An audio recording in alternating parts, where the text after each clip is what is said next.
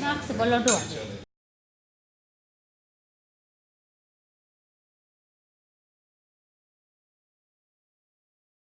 मेरी मम्मी सुबह में जीविका से जुड़ी हुई थी, तो वहाँ मानव श्रृंखला में आई थी।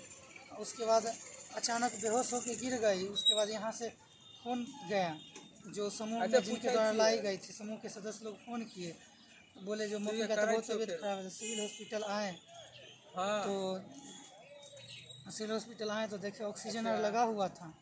उसके बाद क्या नाम था मम्मी का? रेशमा देवी। कहाँ के रहने वाली थी? हकीमाबाद जितवाड़पुर। सियासन राय। वो महिला वो तो 11 बजे ही अस्पताल पहुंची थी, तो उनके सुबह सुबह ही तबीयत ख़राब हुआ था। डॉक्टर्स ने बताया है कि उनको अस्थमा का और कफ की शिकायत थी। ओल्ड एज की महिला है, तो मानव श्रृंखला से जुड़ा हुआ नहीं है, क्योंकि मानव श्रृंखला तो 11:30 से बना था। तो वो 11 बजे अस्पताल पहुंच चुकी थी।